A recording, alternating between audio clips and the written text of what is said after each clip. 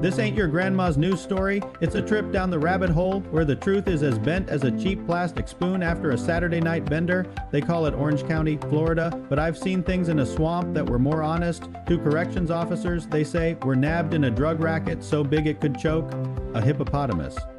The Metropolitan Bureau of Investigation, a bunch of button-down squares with all the charisma of a beige wall, broke the news. Picture this: the jail, a concrete monument to the human desire for self-destruction, starts to feel weird. Not I forgot my keys weird, but the inmates are tripping balls weird.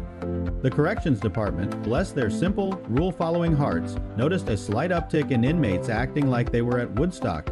The suits at the MBI, probably after a few too many donuts, started poking around. 6 months later, they've got a cast of characters worthy of a B-movie flick.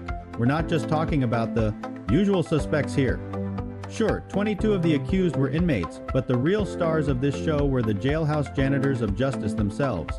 Danielle Lamb, a name that sounds as innocent as a field of daisies, and Sharnice Warren, a moniker with a certain I know a guy ring to it. Both 39, both supposedly on the right side of the bars. Lamb, they say, just introduced some contraband into the facility.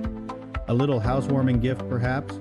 Warren, on the other hand, went for the gold with racketeering, conspiracy, and even the unlawful use of a two-way communication device, a charge so vague it could mean she was using a walkie-talkie to order a pizza, and just when you think you've seen it all, a plot twist arrives on a white horse, or in this case, a black sedan.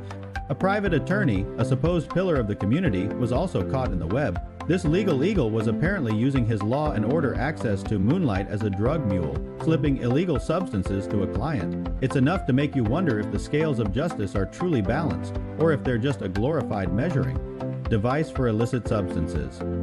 The Corrections Department chief, a guy named Louis Quinones, issued a statement that was as predictable as a Florida summer thunderstorm. He condemned the actions, saying it is not in line with the more than 1,600 men and women performing honorably within the agency.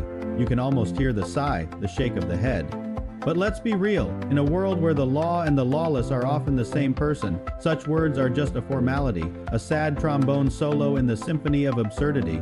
The drug pipeline has been busted, the officers are in custody, and the lawyer is facing charges. But the real story is still out there, lurking in the humid Florida air. It's a tale of power, desperation, and the thin, blurry line that separates those who uphold the law from those who profit from breaking it. It's a grotesque, beautiful mess, and I'm ready for another hit. Now that's Florida AF.